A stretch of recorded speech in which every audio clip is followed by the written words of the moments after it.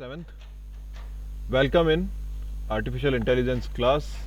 In today's class, we will learn about the artificial in healthcare. How artificial intelligence is very useful in healthcare. Let's start. What is the objective of artificial intelligence in healthcare? The first thing is in machine learning, machine is made to learn the various parameters include symptoms, behavior, biomedical and pathological variability among others. जब हम machine learning की बात करते हैं तो machines को हम लोग इस तरीके से जनरेट करते हैं कि उसके अंदर सब तरह के सिम्टम्स पहचानने की एबिलिटी हो। आपको क्या प्रॉब्लम है, आपके साथ में क्या बिहेवियर में चेंजेस हो रहे हैं, क्या बायोमेटिकल्स पे चेंज हो रहे हैं, अदर थिंग्स में क्या चेंज हो रहे हैं, इन सबको पहचानने की उसके अंदर एबिलिटी होनी चाहिए। With the help of simply diagnostic software the computer can develop effective learning. In simply diagnostic factors को जब वो कंप्यूटर समझ जाता है तो वो इफेक्टिव लर्निंग कर सकता है। AI machine learning facilitate high tech diagnostic sensitivity specific and treatments. AI को जब भी आप वर्क करने के लिए देते हैं कोई चीज़ के लिए, तब आपको सबसे पहले तो उसको हर चीज़ का पड़ता है। उसके मशीन लर्निंग के साथ साथ में उसको उस चीज़ के बारे में भी बताना पड़ता है कि वो सेंसिटिविटी कितनी है, उसकी स्पेसिफिकेशन क्या है उसका, और उसका ट्रीटमेंट क्या रहेगा। ये सब चीज़ें उसको बतानी पड़ती है, तब वो जाकर उस चीज़ को ऑब्जर्व करके और वर्क कर सकता है। Shahamanathan proposed a knowledge-based interactive around medical variations to be utilization of co-creating machine learning derived AI in medicines। Shahamanathan ने अपना ये प्रपोजल दिया था कि भाई मशीन लर्निंग को हम लोग इस तरीके से प्रपोज करें कि वो हर चीज़ को वर्क कर सके, हर चीज़ के साथ में उसको कोलैबोरेट कर सके और उसका यूटिलाइजेशन हम मेडिकल्स के अंदर भी कर सकें। Innovations of medicals and biological engineerings, किस तरीके से कैसे इनोवेशंस हुआ है आर्टिफिशियल इंटेलिजेंस के साथ में, किस तरीके से धीरे धीरे ये चीज़ें बढ़ती रही है। In 1950s and early years artificial kidneys, X ray, electrocardiogram, cardiac pacemakers, cardiopulmonary bypass, antibiotic and defibrillator, ये कुछ चीज़ें इनोवेशन हुई थी 1950 या उससे पहले के टाइम में, जिसमें आर्टिफिशियल किडनी हुई, एक्सरे हुआ, पेसमेकर हुआ, जो हम लोग रेगुलरली सुनते रहते हैं चीज़ों को। 1960s के बाद में 60s में हार्ट वॉल्व रिप्लेसमेंट होना स्टार्ट हुआ, इंट्रोड्यूस लेंस हुआ, अल्ट्रासाउंड हुआ, वैस्कुलर ग्राफ्ट्स हुआ, ब्लड एनालिसिस एंड प्रोसेसिंग हुआ। 1960s के बाद में ये चेंजेस आए कि उसके अंदर हम लोगों ने जब मशीन्स के साथ में वर्क करना शुरू किया तो हार्ट का वॉल्व रिप्लेसमेंट भी कर सकते थे, जिसके थ्रू आप ब्लड का सर्कुलेशन ज़्यादा अच्छा कर सकते हो। लेंसेज जो आँखों की रोशनी वापस बढ़ा देते हैं, अल्ट्रासाउंड का हुआ, ब्लड एनालिसिस का हुआ।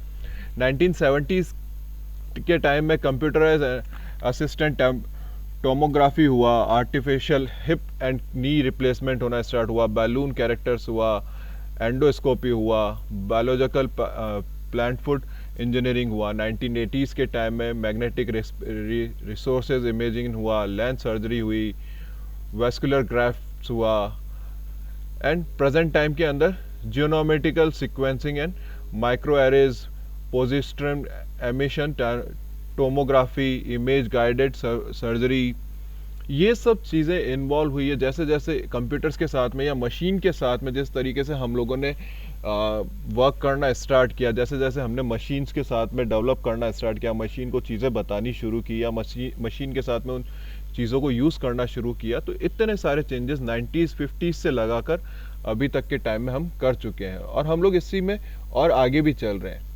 We are going on continuously working and developing the new things, how we can manage a human body using of these artificial intelligence and machine learnings. New generation of medical technology produced are combination of different technology which lead to the crossing the border between traditional categories of medical products such as medical devices, pharmaceuticals products और human tissues। आज की जो generations हैं जो medical technologies को और आगे बढ़ा रही है, वो कॉम्बिनेशन है, जो पुराने मेडिकल इक्विपमेंट्स हैं, जो मेडिकल की ट्रेडिशनल टेक्नोलॉजी है, जिस तरीके से वो यूज़ करते थे, जिसके अंदर मेडिकल डिवाइसेस होते थे या फार्मास्यूटिकल्स प्रोडक्ट्स होते थे और ह्यूमन टिश्यूज़ होते थे, उनको उनके साथ में आजकल इंफॉर्मेशन टेक्नोलॉजी को ऐड किया जा रहा है. As you can see in this picture, there are biological science है, नैनो टेक्नोलॉजीज है, कॉग्निटिव साइंस है, मटेरियल साइंस है. इन सब को यूज़ करते हुए इसके साथ में एक और चीज़ जोड़ दी गई है, information technology. while we connect the information technology with all of these, we generate a artificial intelligence in health care. हम लोग इस सब के साथ में जब इंफॉर्मेशन टेक्नोलॉजी को जोड़ देते हैं तब हम लोग एक आर्टिफिशियल इंटेलिजेंस को यूज़ कर सकते हैं, जो हेल्थ केयर के अंदर इजीली आपको डायग्नोस्ट करके या किसी न्यू बीमारी के बारे में इजीली किसी चीज़ को बता सकती है. So this is the thing how we can generate a artificial intelligence in healthcare. The applications of AI in medicines have two main branches. AI की medicines के अंदर two main branches होती है. First one is virtual branch and the second one is physical branch. Virtual branch कौन सी होती है? जो हम लोग कंप्यूटर या किसी डिवाइस के थ्रू यूज़ कर रहे होते हैं, और फिजिकल ब्रांच जहाँ पर आपको फिजिकली प्रेजेंट होना पड़ता है. Highly representative work, empower doctors, help them deliver faster and more accurate. जब हम लोग वर्चुअल ब्रांच की बात कर रहे होते हैं तो हाईली रिपीटेटिव वर्क होना चाहिए, जिसके अंदर आपको रिपीटिवली कोई भी पर्सन के क्वेश्चंस का रिपीटेडली आंसर देना चाहिए. डॉक्टर्स ऐसे होने चाहिए जो आपको कंटिन्यूसली आपके फास्ट और कंटिन्यूसली आपको एक्यूरेट आंसर दे सके. Augment the professional, offering them expertise and assistance. इस तरह के डॉक्टर्स से हमें उनको ट्रीट करवाना पड़ता है जो हाईली प्रोफेशनल हो, जो उनको बहुत साल हो चुके हो, जिनके उन चीज़ में पकड़ अच्छी हो. Replace professional staffing in medical facilities, particular in administrative functions, managing wait time and automated scheduling. Deep learning devices will not replace clinics. ये कुछ और चीज़ें होती है, जैसे अगर हम लोग फिजिकल में अगर बात कर रहे होते हैं तो ऐसी चीज़ों को मैनेज करना है कि पर्सन जो भी आपके पास में आ रहा है, जो भी पेशेंट आ रहा है वहाँ पर, उसको वेट करना नहीं पड़े, क्योंकि आजकल ऑटोमेटिक होता है, सबके पास में ऑनलाइन शेड्यूलिंग होता है कि आप किसी डॉक्टर का ऑनलाइन अपॉइंटमेंट ले लो. तो ऐसा अपॉइंटमेंट सेट करना होता है कि किसी को भी किसी के लिए भी वेट नहीं करना पड़े, एक के बाद दूसरे पर्सन का नंबर आ सके. या replace professional and staffing in medical facilities. ऐसे पर्सन के पास में आप उसको रिप्लेस करो जो उसी फील्ड का हो या पर्टिकुलरली इन एडमिनिस्ट्रेटिव फंक्शन में हो. डीप लर्निंग ऑफ डिवाइसेस होता है जो रिप्लेस नहीं कर सकते क्लिनिक्स को, भले कितना भी डीप हो, बट वो क्लिनिक्स को रिप्लेस नहीं कर सकते. आपको क्लिनिक तो जाना ही पड़ेगा, आपको डॉक्टर के पास तो जाना ही पड़ेगा. आर्टिफिशियल इंटेलिजेंस आपके इतना हेल्प कर सकती है कि वो डिजीज़ को फाइंड आउट कर सकती है, बट वो उसको प्रॉपरली ठीक तब तक नहीं कर सकती जब तक कोई डॉक्टर या ऐसा पर्सन जो उस ट्रीटमेंट के बारे में सब कुछ जानता हो या उस ट्रीटमेंट को कर सकता हो, वो आपकी हेल्प नहीं करे. So artificial intelligence is work in a health care but not in a complete manner. Artificial intelligence in medicals, the virtual branch. Artificial intelligence की जो मेडिकल के अंदर वर्चुअल ब्रांच होती है वो क्या होती है? The virtual component of is represent by the machine learning, also called deep learning. जो भी वर्चुअल ब्रांच होती है वो मशीन लर्निंग के थ्रू ही होती है, जिसको हम डीप लर्निंग भी कहते हैं.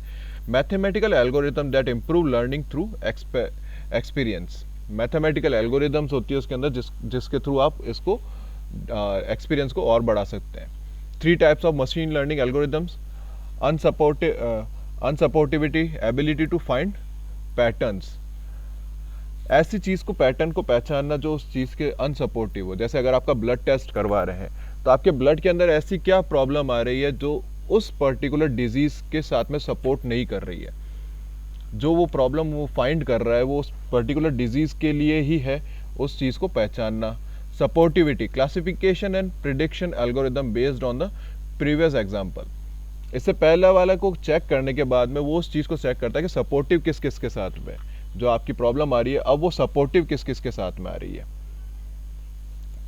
Reinforcement learning, using a sequence of rewards and punishments to form a strategy for operational in a specific problem space.